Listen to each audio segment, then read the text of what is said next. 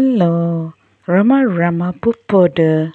Hope all are in good health, feeling great, wonderful, having a happy and peaceful life. Now let's continue with S.S. Cohen. One of the devotee, Dorab Fremji, visited him regularly. On one such visit, Cohen was not to be seen.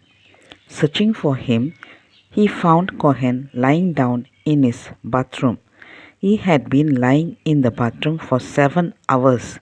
As he could not get up, Dorab put him up in his house at Ramana Nagar, opposite to the ashram, with the request that I send him food. After a year, he again fell in the bathroom and was not discovered for many hours. Fortunately, Dorab came that day to Tiruvannamalai and found Cohen lying down in the bathroom. He came running to me saying, "We cannot leave him without assistance. Let him stay in the ashram." In the ashram, he fell one night from his bed and thought that he had broken his legs. I brought both orthopedic and Ayurvedic doctors to examine him. After checking him, they found that nothing was broken, but Cohen had convinced himself that his legs were broken and that he could not walk. I got him a wheelchair and appointed an assistant called Kannan to serve him till the end. Cohen was very kind to me. If by 5 in the evening I was still in the ashram office engrossed in work, he would come by and urge me to stop for the day. If I protested, he would scold me. "What is all this work? You have come here for sadhana. We have come here for our master. All this service to the institution, to the master, these will all bring you name, fame, popularity, and comfort, but you will be nowhere near emancipation. Wake up, Ganesan, wake up," as I did. I did enough service and then went into solitude. Go into solitude. Plunge into sadhana. He told me repeatedly, "Do not be duped by all these imaginary convictions that you are serving the Guru or helping the institution." For reasons unknown, Cohen's mind became deranged towards his last days.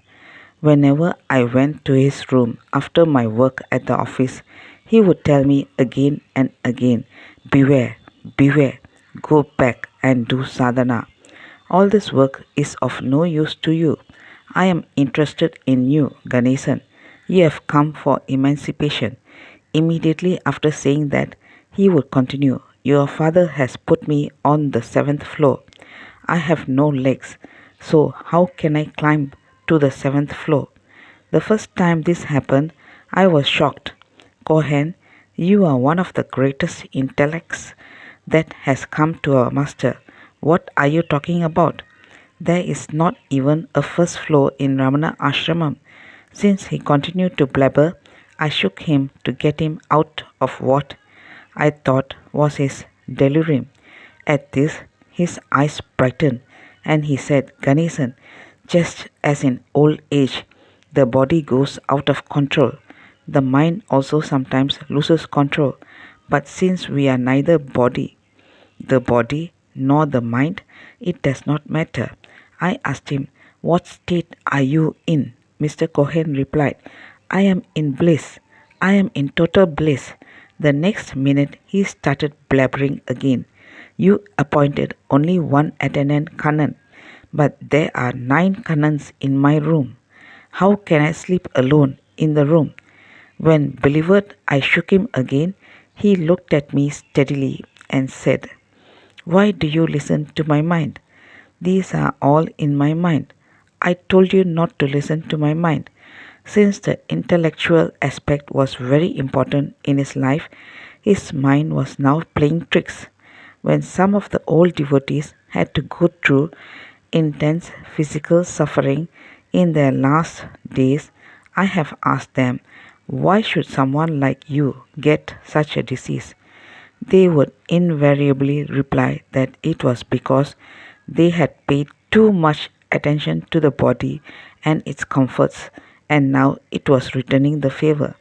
Cohen was the first devotee I saw who actually demonstrated the bliss that was beyond even the mind.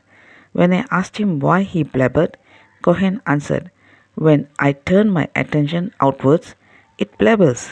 When I turn my attention inwards, it is bliss."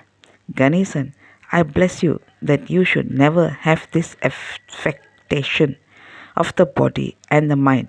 I bless you. And sometimes when he cried, I would console him. "Cohen, why do you cry?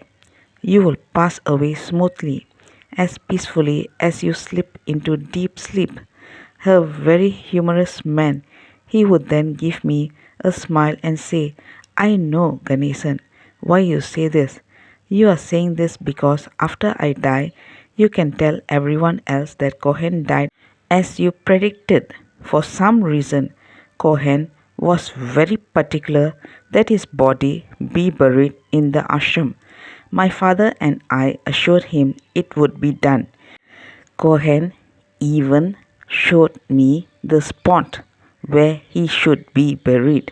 Sometimes, when I was not at the ashram, he would take Kannan to that spot and instruct him, "Dig a pit here and drop my body into it. Now, then fill it up with earth." Frightened, Kannan would shout, "Oh, no, no, that is a sin." Cohen would plead with him, "It is all right, Kannan, don't worry. This is the place where I will be buried when I am dead. I am only asking you to do it now, when I am alive. That's all. No sin will come to you." Sometime in 1980, I had to go away on ashram work. At that time, Cohen dropped the body. We don't know why Cohen wanted his body to be buried in the ashram.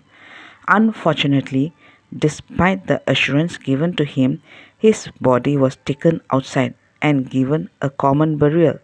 When I came back from my tour, I said, "Cohen was one of the greatest devotees of Bhagavan." Let's continue in the next chapter. Thank you. Bye bye. Rama Rama Puppode.